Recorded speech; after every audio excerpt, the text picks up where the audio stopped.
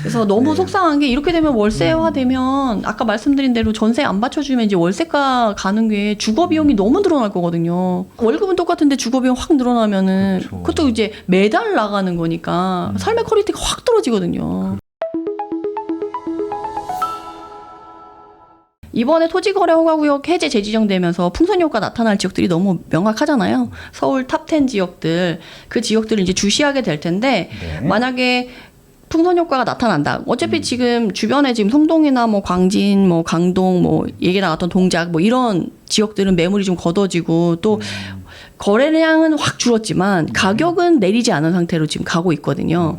그렇게 했을 때 또 이 강남 3구 용산처럼 모든 구의 단지를 묶는 건 너무 세잖아요. 실제 실거래 아니면 거래를 못한다 이러면 너무 센 거기 때문에 조정 지역을 활용해서 확대할 가능성도 있지 않을까. 근데 저는 저거는 아니라고 보는 게 지금 네네. 그렇게 핫하진 않아요. 그러니까 지금 신고가만 갱신되고 있는 것이지 상승률이 높진 않거든요. 그러니까 2019년도, 2020년도, 21년도 이런 시장은 아니라서 그때는 정말 다 올랐어. 그냥 모든 종류 부동산이 다 올랐거든요. 그때는 그래서 113개까지 지정했었잖아요. 전국까지 다 맞아요, 지정했는데 맞아요. 지금은 강남 3구라 하더라도 용산구라 하더라도 거래되는 게 그냥 신고가가 갱신되는 것 뿐이지 막 폭발적으로 거래가 되면서 오르고 이런 것도 아니고 더군다나 그 외 지역들은 아예 잠잠해. 솔직히 맞아요. 마포, 성동도 마찬가지고 거래량이 많지도 않고 막 폭등하고 있는 시장도 아니거든요. 이런 시장에서 갑자기 규제 지역을 확대한다? 그거는 저는 바보가 아닌 이상 할 이유가 없어요. 왜냐면 이건 당이 중요한 게 아니라 국민의힘이든 민주당이든 그렇게 그냥 막무가내로 정책을 만들지는 않았던 것 같아요. 근데 이게 분위기가 핵심 지역만 그 모든 것들이 다 올라가니까 집중화되는 지역에 한해서 그래서 6개월 이후에 우리 9월 30일 날 토지거래허가구의 재지정 얘기가 있잖아요. 그래서 그때는 이제 동별로 이제 기존에 원래 거래도 안 되고 가격도 빠졌던 애들은 급하게 재지정이랑 확 묶어서 이제 부작용이 있으니까 그런 애들은 빼주고 각 강남 3구의 용산의 그런 대장 지역들, 1등급 지역들, 그리고 성동구나 뭐 이런 데들도 혹시나 풍선 효과가 2, 3개월 후에 지나서 거래량이 늘거나 하면 좀 오르면 그런 핵심 동들 위주로는 조정 지역을 확대할 수도 있겠다. 약간 이런 생각이 드는 거예요. 그래서 사실 토지거래허가구를 활용하기에는 너무 세고 조정 지역을 그런 식으로 핀셋으로 워낙 핀셋을 많이 규제했었으니까 지금도 뭐 지금 뭐 목동이라든지 뭐 성수 전략정비 구역이라든지 여의도라든지 다 묶여 있으니까 그게 제일 센 거잖아요. 토지거래허가구. 그래서 이미 핀셋은 하고 있다고 보고 있고, 그러니까 아마 강남 3구랑 용산구는 이게 경기가 나빠져도 안 풀 것 같아 내 생각에는. 왜냐하면은 예전에 그 뭡니까 노무현 일본부에서 지정해 놨던 거, 그 이명박 정부에서도 안 풀었었어요. 강남 3구는 끝까지 갖고 갔거든. 맨 마지막에 거의 박근혜 대통령이 됐을 때 풀었었거든요. 그래서 저거는 당과 상관없이 저 지역 그냥 묶어두는 게 상징적인 의미인 것 같아요. 그래서 저는 이제 이게 자꾸 민주당이 집권하게 되면은 막 강화되고 이렇게 갈 거라고 예상하시는 분들이 저는 아니라고 보고 있고요. 그러니까 말 그대로 막 과열되면 지정을 하겠지만 굳이 그렇게까지 좀 핫한 사장은 아닌 것 같거든요. 나만 봐도 제가. 예, 그래서 조금은 좀 지켜보자. 지금 뭐 메디테르 말씀대로 정책 나올 때까지, 고용 나올 때까지 지켜보자. 그런 생각을 갖고 있어요. 네. 네. 근데 지금 거연마천분들 너무 억울하시거든 지금. 그래서 네. 그쪽에서 그분들은 조금 해제가 되고 남은 지역들만 이렇게 하면 좋지 않을까 다들. 거여 마천 억울한 거는 너무 억울한데 강남도 억울하고 서초도 억울하고 용산도 다 억울해요. 말도 안 되잖아 솔직히. 그 억울한 거 따지게 되면은 성수 전략정비역도 억울고 제일 억울한 건 누군지 아세요? 용산구에 공공재개발 묶인 사람들은 진짜 억울해요. 그럼 벌써 지난 정부에서 묶어놨거든. 아니 거기 실거주를 어떻게 해? 한두 평인데. 그러니까. 네. 그러니까 억울한 사람이 너무 많아. 일단 저는 말도 안 되는 규제를 하는 것 자체가 다 억울해. 그러니까 뭐 거여 맞춤만 억울한 게 아니라, 예, 그래서 뭐 어떡하겠어요. 뭐 그분들이 만들어 놓은 법이니까. 그래서 저는 그냥 규제적을 다 해제하고 그냥 정상적으로 갔으면 좋겠는데. 시장 논리에 따라서. 근데 이제 그래서 강남 3구랑 용산구는 거기에 살고 있다는 이유만으로 그냥 시기와 질탄을 받을 수밖에 없을 것 같아요. 오늘 점심 때도 좀 높으신 분하고 그 얘기하다 왔는데 뭐 본인들도 어쩔 수 없다는데 어떻게 해. 너무 진짜 굳이 그렇게 할 필요 있을까. 그러니까 이게 핀셋이라고 하는 게 한계가 있잖아. 근데 그냥 어떡하겠어. 강남 3구랑 용산구는 시범적인 케이스들인데 그냥 그런 거죠. 뭐. 그러니까 거의 맞춰는 억울하죠. 근데 저는 거기보다 용산구 산꼭대기에 있는 그 학고방 같은 거기에 있는 사람들이 전 더 억울한 것 같아. 예, 산지도 20, 30년 되신 분들이 있거든요. 근데 개발이 안 됐을 뿐이고 그냥 묶인 건데 그 사람들 팔지도 못하고 사지도 거기 거주하지도 못하고 뭐 어떡하란 얘기야. 아. 진짜 억울한 사람들이죠, 그 사람들은. 그리고 그 다음에 이제 토어제는 이제 조기 대선과 상관없이 이제 네. 서울시장이 하는 거라 대선 상관없다라는 거랑 그 다음이 이제 공급 측면인데 네. 이 부분 얘기할 때가 제일 좀 안타까운 것 같아요. 이미 3년 동안 이제 공급 부족은 이제 어떻게 할 수 있는 부분이 아니잖아요. 그렇죠. 270만 원 공약을 했는데 뭐 반의 반도 못했으니까. 네. 그러니까 그리고 3년 동안에 이제 공급 부족은 이제 좀 확정이 된 거고 확정이 됐죠. 이제 어떤 걸 해도 3년 내에 아파트를 지을 수 있는 상황은 아니잖아요. 그렇죠. 그래서 임대주택을 공급하겠다라고 했는데 이것도 결국에는 아파트로 공급을 하려고 하면 3년 이후의 일이라 3년 내에는 어쨌든 전세가 상승이랑 이제 월세가 상승은 어쩔 수 없는 거죠. 네네. 그래서 그런 부분이 너무 안타까운데 임대주택 공급으로 이제 아주 주력하려는 모습이 또 보이잖아요. 그래서 그거를 되게 다양화하겠다. 그래서 원하는 기간, 방법도 막 다양하게 해서 뭐 공공 분양을 한다던가 뭐 지분을 적립한다던가 이익을 공유한다던가 뭐 다양한 방식으로 임대 공급을 공급하려고 하는 네. 분위기가 조성이 될 것 같아요. 근데 조금 제가 상담도 여러 건 해보고 하면 임대주택에 사시는 분들도 고민이 많으시더라고요. 여기서 계속 살려고 하면 그 조건을 유지해서 자산 상승을 기대할 수가 없고 그러네. 또 그리고 약간 출생과 관련된 집에 들어가신 분은 맞아요. 아이가 안 생기거나 뭐 그러면 거길 나와야 되는 거예요. 아, 그래요? 네네네. 와. 그래서 상담을 했는데 최근에 자기가 이제 건강이 안 좋아서 출산을 못 하게 되니까 5년 내에 이제 나가야 되는 상황이 되는 거예요. 그래서 그런 것 때문에 조금 임대주택이 초기에 이제 안정적으로 갈 땐 좋지만 마냥 이제 그거를 기다리고 있기에는 기대하고 가기엔 쉽지 않다. 그걸 좀 미리 말씀드리고 싶고 네. 그리고 재건축 재개발은 당연히 이제 규제할 수밖에 없는 상황으로 갈 것 같다. 일기 신도시도 전 규제는 안 할 것 같은데. 아 정말요? 네. 재개발 재건축은 특히 일기 신도시는 활성화시켜 줄 것 같은데. 왜냐면은 지금 벌써 다 공약이 들어가 있어요. 공약이 들어가 있는데 네. 문제는 그러니까 저는 그 규제가 이제 이걸 더 풀어주고 해도 지금 갈 수 없는 상황이기 때문에 재건축은 초반에 이제 어쨌든 재건축 초과이익 환수제가 해제가 돼야 되잖아요. 근데 그 재건축 초과이익 환수제를 해제해 줄 거냐 했을 때 저는 아니라고 생각하거든요. 그러니까 좀 완화를 해주겠지. 좀 왜냐면은 지금 일기 신도시 같은 경우는 그거 안 해주면은 분당 제외하고 나머지는 아예 사업성이 없거든요. 그러니까. 용적률도 더 줘야 되고. 근데 여기서 규제를 한다? 그러면은 같이 망하자는 건데? 그러니까 선도지구의 요거는 해주는데 그 나머지 재건축들도 있잖아요. 아니, 선도지구 해주면 우리나라 사람들은 이게 내가 배고픈 건 참아도 공평하지 않은 건 못 참거든요. 그 옆지역. 그러니까 지금 뭐냐면 선도지구 1차만 지정했지 2차부터는 신청한 사람들 똑같이 해주는 것들이거든요. 그래서 1차 선도지구 지정한 것부터 쉬워졌어요. 그래서 저는 저거는 규제하면은 역풍 만다고 생각해요. 바로. 일기신도시 분, 왜냐면 일기신도시가 다 야당 쪽이 훨씬 더 많은데 경기도는 야당 쪽이 더 많아요. 근데 만약에 저거를 안 해준다? 그러면 바로 탄핵이야 저건 진짜. 네, 왜냐면 경기도랑 서울 뭉치면 바로 탄핵 될 수 있어요. 아 근데 저는 분위기가 그렇게 좋을 것 같지는 않아서 규제 쪽으로 말씀을 드리는 거예요. 그리고 지금 이 분당도 지금 선도지구 애들도 문제가 되는 게 결국엔 통합 재건축을 해가지고 이제 그 가산점을 준다고 해서 지금 선도지구로 뽑아놨는데 지금 그 통합 재건축 그 단지들 안에서도 지금 의견 통합이 안 돼서 지금 27년 준공은 뭐 이미 날라간 상황이기 때문에 인지도 못하겠는데. 뭐. 네, 그래서 규제를 지금 뭐 더 추가하지 않더라도 지금 진행은 어쨌든 느려진 상황이고 여기서 뭐 이걸 더 해줄 거냐라고 했을 때 그걸 기대하기는 어렵고 재건축 초과이익 환수제 폐지도 좀 쉽지 않을 것 같다라는 뉘앙스로 제가 재건축 재개발 규제는 말씀을 갈 수 드렸어요. 있는 데만 갈 수밖에 없는데 방해도 안 할 것 같아요 제 생각에는. 규제를 저거 해서 무슨 실익이 있어 정치가. 그러니까 이게 자꾸 규제를 할 거라고 예상들을 하시는데 절대 그러지 마세요. 규제를 그냥 하는 게 아니에요. 아무리 뭐 악마야? 근데 워낙 좀 약간 그런 강한 이미지가 있잖아요. 그러니까 이게 일단은 뚜껑을 까놓고 봐야 되는데, 그러니까 지금 막 뜨겁게 막 상승하는 시장이 아니잖아. 그래서 이게 자꾸 2019년도, 2018년도, 20년도 이때랑 자꾸 착각하시면 안 되는데 그렇게 되진 않았어 아직. 근데 만약에 그렇게 규제를 하잖아요, 그럼 그렇게 돼.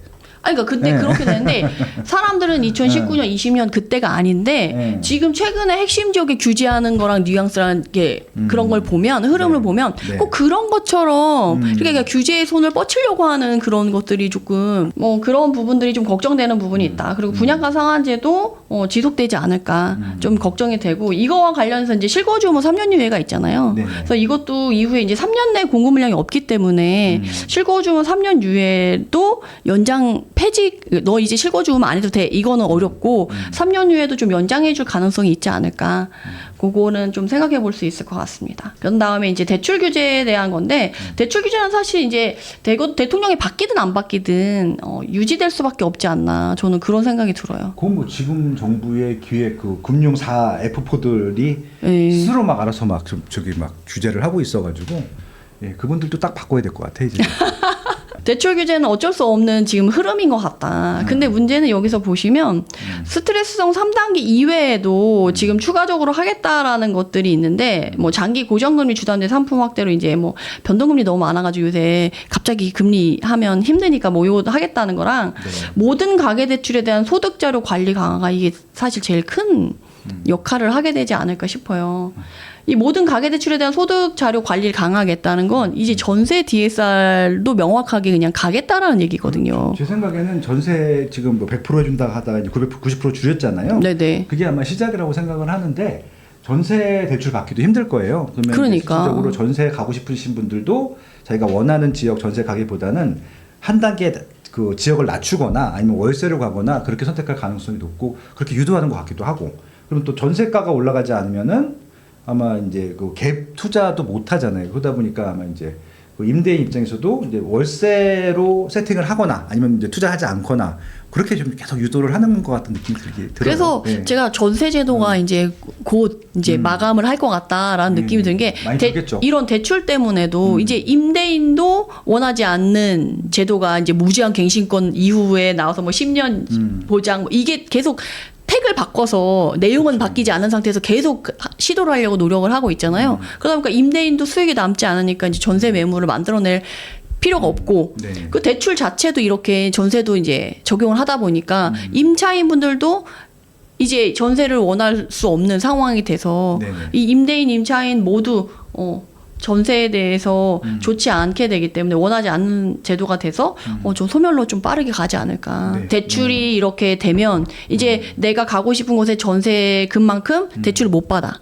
그럼 말씀하신 대로 지역을 내려갈 수도 있겠지만 사실 대부분의 사람들이 요새 그렇게 내려가는 건 원하지 않아요. 그쵸. 그러면 이제 결국에는 받을 수 있는 것만 받고 나머지는 이제 반전세로 돌려서 월세화 될 텐데 결국에는 그 반전세도 결국에는 월세로 넘어가는 하나의 단계인 거잖아요. 건조사가 월세지 뭐. 네네네네. 월세니까. 네. 그래서 이제 월세로 넘어가는데 문제는 지금 24년도에 그 거래량 비중을 보면 매매는 19% 그리고 전세는 44% 나머지 30%대가 월세거든요. 그러니까 이 44%의 전세가 매물이 받쳐줘도 전세 제도가 받쳐줬을 때 월세가랑 그쵸. 이 전세 제도가 소멸이 돼서 결국엔 소멸이 돼서 없어진 상태에서 이 월세가의 상승은 가히 비교할 수 없을 정도가 될 거라는 거죠. 그러면 이제 앞으로 이 임차인분들 중에서 선택을 어떻게 할 것인가 그게 이제 향후에 좀 관심 포인트가 되겠네요. 네. 내 집 마련으로 가실 수 있는 분들은 한계가 있을 거고 많지 않을 테니까 월세로 갈 것이냐 지역을 바꿀 것이냐 뭐 그런 거네요. 그렇죠. 그 44%의 사람들이 사실 매매로 갈 수 있는 사람은 많지 않고 지금 분위기가 또 그렇게 좋지는 않고 핵심 지역만 가기 때문에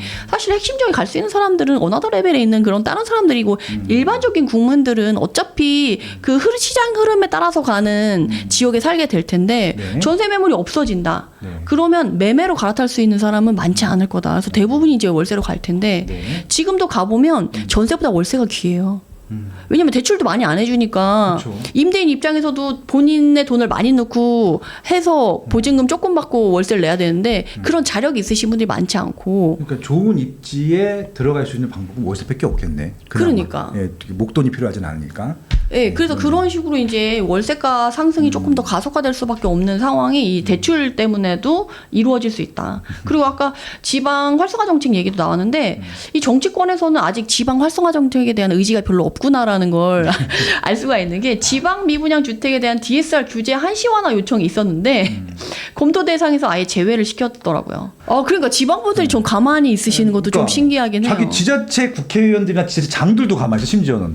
그러니까. 이게 뭐야? 자기가 투표되는. 그러니까 이제 다른 당 뽑아주세요. 이쪽에 경상도 쪽에서는 민주당 뽑아주시고 이쪽에 호남권 쪽에서는 국민의힘 뽑아주세요. 그래야지 정신 차리지.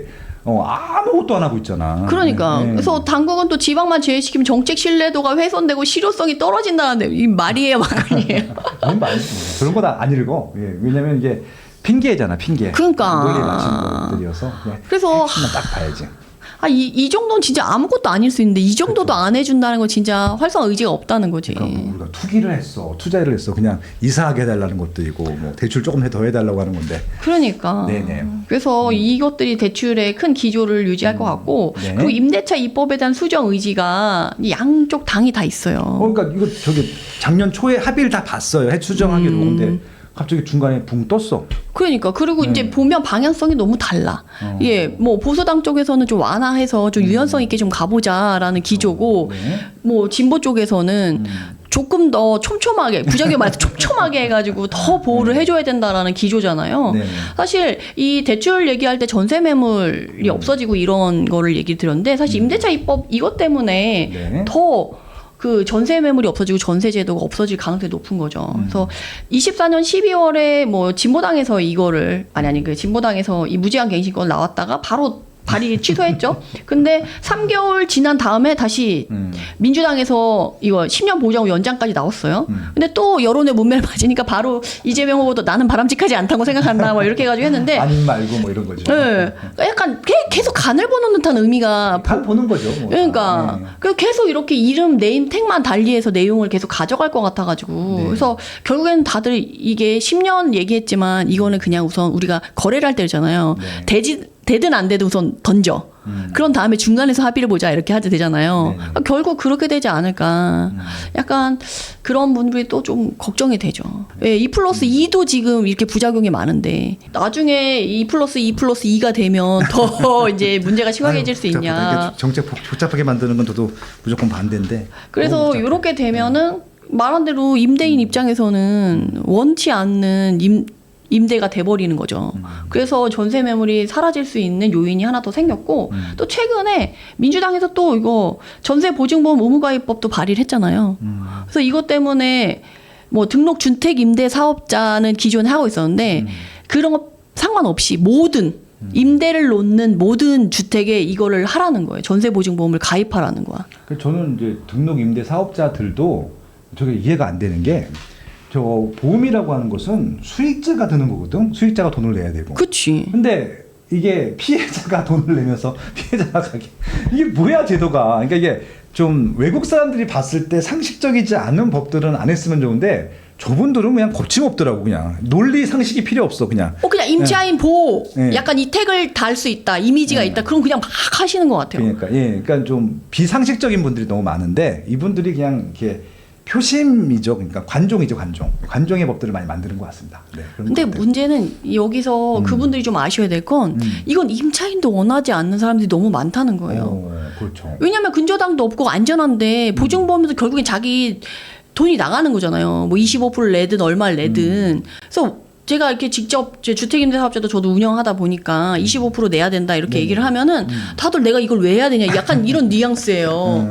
사실 10,000원, 20,000원도 길거리에 버리면 아까운데 이걸 버리는 돈이라고 생각하시니까. 네, 그러니까 저 법안에다가 자기 이름 받고 싶은 저분들의 그냥 욕망인 것 같아요. 그러니까 그것들 때문에 국민들이 그냥 시달리는 것 같다는 생각이 듭니다. 네. 그래서 이런 것 때문에 더 전세 제도가 더 위협을 받는다. 존재 자체가 더 힘들어지니까. 맞습니다. 말씀을 드리고 싶고 그래서 보면 그 대선 이후 정권이 만약 변경되면 이제 부동산 시장이 어떻게 갈 거냐 이게 향방을 보면 어쨌든 부동산 시장의 트렌드는 유지될 것 같아요. 지금 신축을 좋아하고 핵심 지역만 가고 이런 것들은 좀 유지가 될 것 같고 매매는 이제 핵심 지역은 이제 관망하다가 그래도 조금씩 이제 공급 부족이 시작이 되면서 더 이제 올라갈 가능성이 있고 그리고 2급지, 3급지들은 그 지역에 따라서 좀 달라질 가능성이 있겠다라고 말씀을 드리는 게 이전에도 보면 대세 상승장과 절벽 상승장이 있었는데 대세 상승장이 전혀 움직이지 않은 단지들도 꽤 많거든요. 그렇죠. 그러고 나서 2019년 돼서 막 움직이는 사람들이 있어요. 단지들이. 네. 근데 그런 단지를 이후에 뭐 민주당이 집권하면 뭐 집값이 오른다 이런 공식, 단순한 공식으로 막 뛰어드시는 분들이 있을까 봐 말씀을 드리는데 대세 상승장에도 미처 빠르게 움직이지 않은 단지들 같은 경우는 굳이 전세나 월세를 살다가 대출 이자를 많이 낼 필요 없으니까 내 집 마련하면서 그러니까 그 시기를 봐서 움직이시는 게 좋겠다라고 말씀을 드릴 수 있을 것 같고 좋습니다. 사실 이전에 제가 빠숑님을 찾아뵀을 때도 전세자분들이 너무 걱정이 돼서 그때 전세 관련 이슈로 찾아뵀었는데 네. 전세자분들은 진짜 좀 지금부터도 좀 준비를 하셔야 되지 않을까. 이사를 조금 한 템포 빨리 가야 되나 어떻게 되나 이거.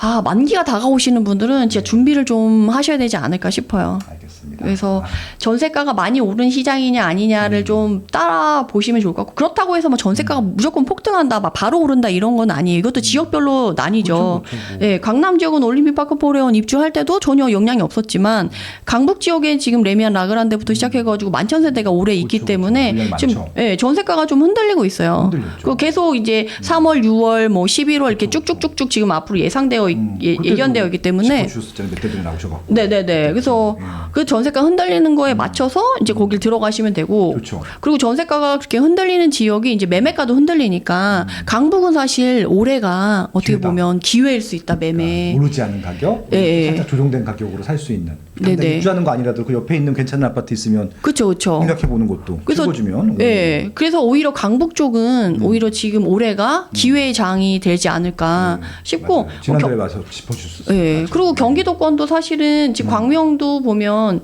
올해 입주 물량이 많아가지고 가격이 좀 하방 압력을 받아서 좀 덜 오른 부분이 있거든요. 광명도 많죠. 예. 많죠. 근데 예. 벌써 또 꿈틀꿈틀 하더라고요. 벌써? 보면. 네네네. 그래서 올해 안에. 서울에 없어서요. 서울이 물량 그쪽이 서남 쪽에 입주 물량이 없어. 서울 쪽에. 예. 그래서 경기도권에서 또 이렇게 적정한 가격대로 지금 10억에서 15억대 갖고 계신 분들이 많이 움직이시더라고요. 그리고 10억 전후. 네네. 그런 분들이 좀 공략해보기 좋은 지역이 또 광명이기 때문에. 광명은 너무 좋은 입지지. 예, 그래서 광명도 좀 챙겨보시면 좋을 것 같다. 그래서 지금은 거래량 감소가 지금 너무도 명확하잖아요. 토지 거래하고 해제되고 재지정되면서 이제 거래량이 그렇죠. 이미 거래할 사람들 많이 한국지들도 거래됐고, 그렇고, 예, 그래서 거래량이 감소가 되는데 이제 이게 관망세로 가다가 이후에 이제 어떻게 될 어떻게 거냐, 이후에 봐서 이제 거래량 계속 감소하고 움직이지 않는다 그러면 이제 내놓는 매도자분들도 네. 약간 급하신 분들, 세금적인 문제나 이제 이사가 급하신 분들은 또 내놔야 되기 때문에 가격이 그렇게 해서 매물이 좀 나오는 데는 좀 싸게 나올 수 있는 가능성이 있지만 그렇다고 막 매물이 막 쏟아지거나 뭐 가격이 떨어진다는 건 아니고 그런 게 한두 개씩 출현할 가능성은 있다. 그렇지만 핵심 지역과 아닌 지역은 구분해서 봐야 된다라는 걸 좀 말씀드리고 싶고 그리고 26년 5월 9일 이후에 만약에 양도세 중과 배제 기간이 끝나게 되면 뭐 증여 가족관 거래가 증가할 수밖에 없는 건 너무 명확하냐 하죠. 거래량이 그쪽으로는 좀 가지 않을 것 같다. 그리고 핵심 지역에 집중화되고 초양극화되는 거는 이제 막을 수 없죠. 큰 흐름이죠. 이건 계속 네. 갈 수밖에 없다. 그렇죠, 뭐. 그리고 가격 상승 기대감이 이제 계속 있는데 그 기대감 때문에 지금 되게 약간 저도 오늘 약간 규제를 강화할 것 같다라는 얘기를 많이 드렸는데 이제 빠쇼님께서 그렇진 않을 거다 이제 완충을 많이 해주셨는데 약간 저보다도 더 불안을 조장하는 이런 규제를 많이 할 거다라는 이제 얘기가 유튜브에서 좀 많이 돌고 있거든요. 네. 그래야 클릭수를 받으니까. 그래서 약간 불안을 조장하는 그런 분위기가 있어서 저도 약간 네. 조심스럽게 말씀드리는 부분이 있는데 그래서 올해 막 그 내 집 마련 고민하시는 분들이 네. 이 가격 상승의 기대감도 큰 부분이 있어서 더 그럴 수 있는데 급하게 막 그 불안감에 막 네. 뛰어드실 필요는 없다. 좀 보면서 움직여도 될 것 같다. 좀 100% 메디테라님 의견에 동의하고요. 솔직히 설사 바닥 찍고 올라가는 시장에서 잡는다 하더라도 그렇게 선택하는 게 맞을 것 같아요. 무조건 빠질지도 올라갈지도 모르는데 그냥 무조건 선택하는 것들보다는 정책도 좀 보고 어차피 선거하고 하셔도 2달 동안에 뭐 이렇게 몇십 프로가 올라가지는 않을 거 아니에요. 그렇죠? 근데 또 세종 보니까 또 세종은 뭐. 근데 세종은 진짜 호재에 맞춰서 움직이는 그런 동네라서 네. 좀 그런 것도 있으니까 시장이 좀 작잖아. 그리고 보는 광역시나 도지역이 아니니까. 네. 그런 것들을 이렇게 챙겨가지고 보시는 게 좋지 않겠나. 네. 그래서 말씀을 드리고. 아유, 좋은 말씀 감사합니다. 그래서 서울에서 입주 물량이 어쨌든 26년부터 없으니까 좀 보는데 서울에 지금 동대문구 아까 강북 쪽에 물량 많다고 해서 과잉인데 이제 서초구도 사실은 방배 쪽에 좀 입주 물량이 있잖아요. 그래서 그쵸. 얘네도 이제 올해까지만 좀 과잉이라고 좀 있어서 가격이 또 약간 막 다른 데 날아가는 법이 좀 덜 오른. 방배 이게 올해 입주예요? 내년 입주예요? 올해 또 있고 27년도 있고. 그래서 그래도 어쨌든 강남 3구 안에서 뭐 반포는 날아갔지만 방배는 약간 좀 그런 영향이 있어서 이제 뭐 서초도 뭐 가격이 너무 커서 뭐 가실 수 있는 분은 많지 않겠지만 그래도 관심을 가져보시면 좋을 것 같고. 좋습니다. 서울만 얘기하냐 뭐 그럴까봐 이제 경기도도 얘기를 하자면 네. 경기도는 27년에도 입주 물량이 좀 있어요. 그래서 이때까지 좀 기회를 노려보시면 아무래도 좀 공급 수요는 시장에서 정직하잖아요. 올림픽 파크포레온 빼고.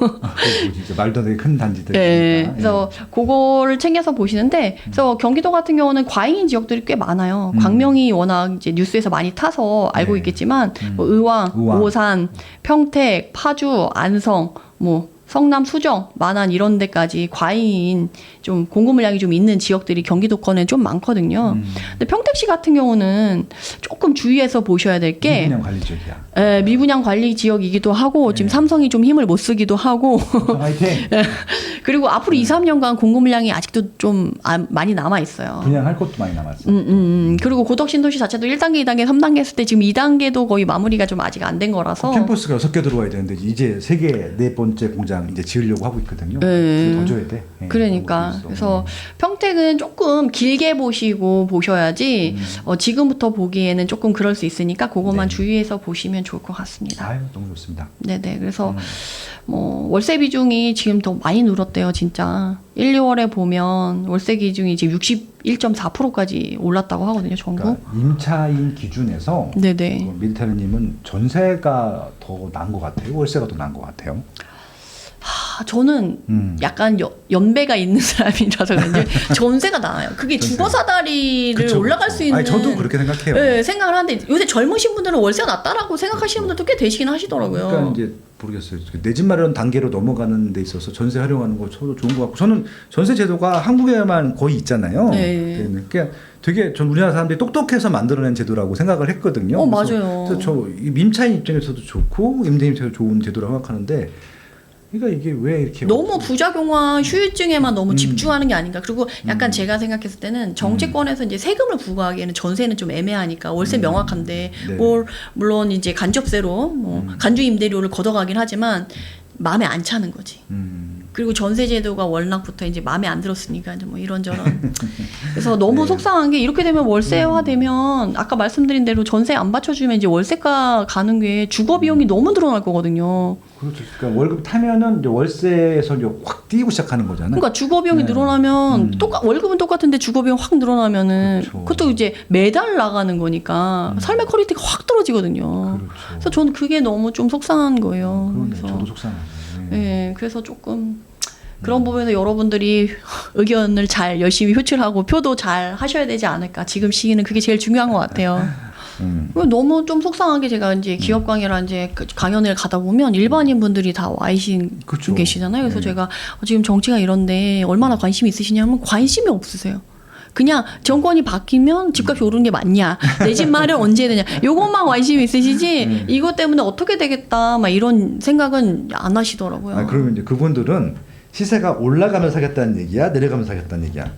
그러니까 지금 사고 싶은데 너무 올랐다. 이게 내가 고점에 사고 싶지 않다. 살 수는 있구나. 거품이 낀 거는 사고 싶지 않다라는. 그건 좀 낫네 그래도. 아니, 주의고. 돈이 없는데 너무 비싸요. 이거랑 좀 다른 얘기네. 근데 생각해보면 그때 그 강연에 오신 분들을 보면 그래도 다 현금을 막 8억, 10억 이렇게 들고 있어. 그러면 서울에서 아무거나 살 수 있는데 대출 받으면. 그래서 그분들은 이게 너무 오른 거면 지금 사고 싶지 않고 그러니까 정권이 바뀌면 뭐 어떻게 이것에 지금 관심이 많으시더라고요. 근데 그런 분들은 만약에 뭐 빠져도 못 살 것 같은데 지금 그거 갖고 주저하시면. 그래서 제가 그 성장 그 공급 수요 곡선에서 네네. 이제 지금 박스로 해서 이제 변곡점에 있는 시기에서 떨어지는 1번, 저점 2번, 이제 올라가려고 하는 회복장의 시작이 3번 이렇게 해서 자 어느 번을 사고 싶냐 이렇게 손을 들게 하거든요. 근데 보면 2번에 드시는 분이 생각보다 많아. 저점에 딱 사고 싶다. 야.